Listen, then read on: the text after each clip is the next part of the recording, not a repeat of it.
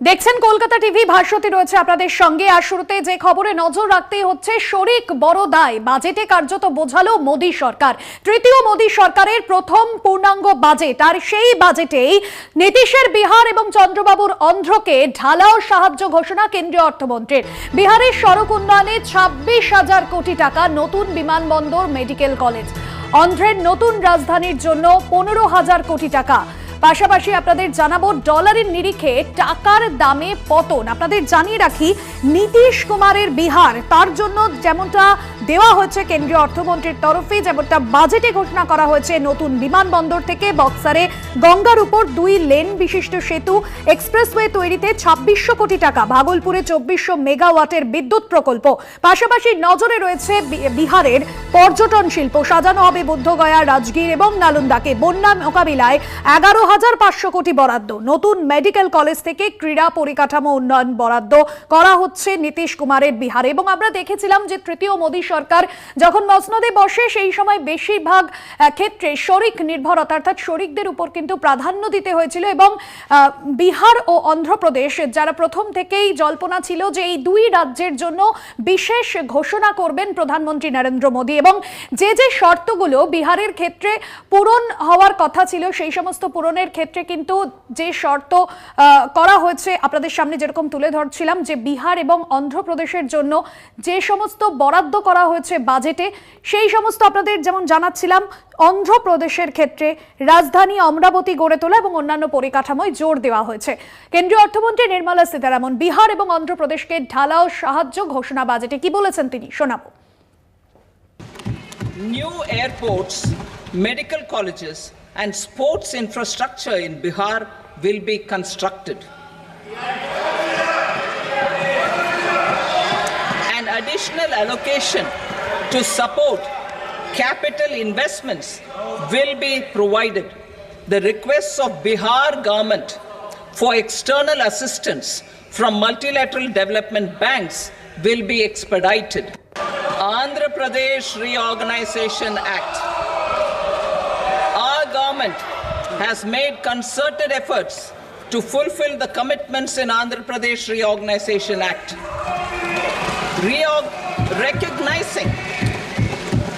Recognizing the state's need for the capital, recognizing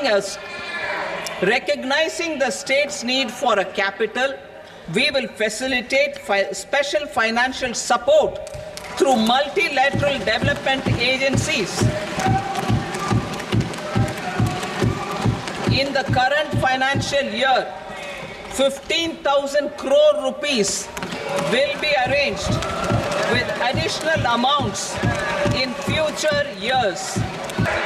Our government is fully committed to financing and early completion of the Polavaram irrigation project, which is the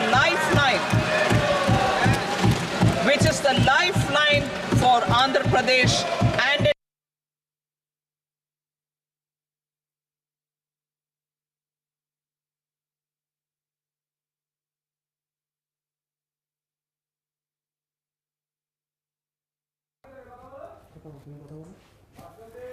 তৃতীয় মোদী সরকারের প্রথম বাজেটের শিরোনাম কি? এক কথা, এনডিএর 2 মূল শরিক দলকে সন্তুষ্ট করা। বাজেটে নির্মলা সীতারামন কার্যত 2 হাতে সাজিয়ে দিয়েছেন বিহারকে। সংসদে দাঁড়িয়ে কেন্দ্রীয় অর্থমন্ত্রী নির্মলা সীতারামন তিনি ঠিক কি বললেন আপনাদের সামনে তুলে ধরলাম। বাজেটে আয়করে কিছুটা স্বস্তি, তবে বিশেষভাবে নজর দেওয়া হয়েছে বিহার অন্ধ্রপ্রদেশকার। এই নিয়েই সরাসরি যাব, নিউজরুম থেকে রয়েছেন আমার সহকর্মী রয়েছেন অঙ্কুর ভট্টাচার্য। অঙ্কুরদা, আমরা আজকে দেখলাম যে বাজেটে একাধিক ঘোষণা করা হয়েছে, তবে বিশেষভাবে নজর বিহার অন্ধ্রপ্রদেশের দিকে। শরিকে নির্ভর মোদী সরকার, তবে প্রথম থেকে জল্পনা ছিল যে বিশেষ আর্থিক প্যাকেজ ঘোষণা করা হতে পারে এই 2 রাজ্যের জন্য, কিন্তু কোথাও গিয়ে প্রত্যেকটা পদে বঞ্চনা কেন বাংলাকে? বাংলাকে বঞ্চনার কথা যদি আমরা দেখি, তাহলে বিরোধী দলনেতার একটা কথা আমাদের অবশ্যই মাথায় রাখতে হবে ভাস্বতী। বিরোধী দলনেতা শুভেন্দু অধিকারী তিনি অমিত শাহর সঙ্গে একটি ৪৫ মিনিটের বৈঠক করে সেটা টুইট করেছিলেন। তারপরে তিনি রাজ্যে এসে কি বলেছিলেন, বিহারের বাংলার বঙ্গ বিজেপির যে বর্ধিত কর্মসমিতির বৈঠক ছিল সেখানে বলেছিলেন সবকা সাথ সবকা বিকাশ নয়, আমাদের সেটা ভুলতে হবে, যারা আমাদের জন্য বিজেপি তাদের জন্য। এবার বাংলা তো বিজেপিকে হতাশ করেছে, তারা তো ভেবেছিল মিনিমাম 25টা পাবেই, লক্ষ্যমাত্রা রেখেছিল 35, সেখানে নেমে এসেছে 18ও পায়নি, 12তে চলে এসেছে।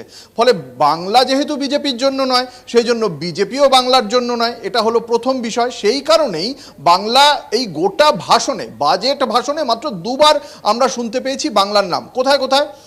এক, কেন্দ্রীয় অর্থমন্ত্রী নির্মলা সীতারামন তিনি খুব স্পষ্টভাবে বলেছেন যে পূর্বের যে রাজ্যগুলি রয়েছে তাদের নিয়ে পূর্বোদয় পরিকল্পনা। কোন কোন রাজ্যগুলি? তার মধ্যে অসম, পশ্চিমবঙ্গ, বিহার, ওড়িশা, এই যে রাজ্যগুলি রয়েছে তার মধ্যে একবার পশ্চিমবঙ্গের নাম শুনতে পাওয়া গিয়েছিল। দ্বিতীয় কোথায় শুনতে পাওয়া গেছে? যখন এই পূর্বোদয় পরিকল্পনার মধ্যে বিহারকে তিনি যখন ঢেলে সাজানোর কথা বলছেন, ঠিক সেই সময় তিনি বলেছেন যে গয়ার কথা বলতে বলতে তিনি বলেছেন কলকাতা থেকে অমৃতসর একটি সড়ক হবে, বাণিজ্য সড়ক হবে, সেই সড়কটির কথা বলতে গিয়ে দ্বিতীয়বার পশ্চিমবঙ্গের নাম আমরা শুনতে পেয়েছি। ফলে এই দুবার পূর্বোদয় পরিকল্পনা আদতে ঠিক কি সুনির্দিষ্টভাবে বোঝা যায়নি, কিন্তু একটি বাণিজ্য সড়ক হবে কলকাতা অমৃতসর, সেই সময় আমরা এই বাংলার নাম শুনতে পেয়েছি। গোটা সময় আর কোথাও শুনতে পাওয়া যায়নি। আর এই যে শরিকি নির্ভরতা, তার কারণটা আমরা সকলেই জানি, কারণ তারা তো বিজেপির পাশে দাঁড়িয়েছে, আর বিজেপির পাশে যারা, বিজেপি তাদের জন্য, বিজেপির এই গভর্নমেন্টটাও শুধুমাত্র বিজেপি কর্মী সমর্থকদের জন্য। আদতে বিজেপির এই বাজেট দেখে সেটাই মনে হচ্ছে। তার কারণ কি?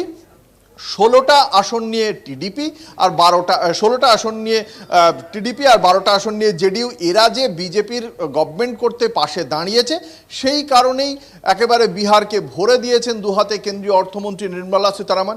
কি কি পেয়েছে বিহার?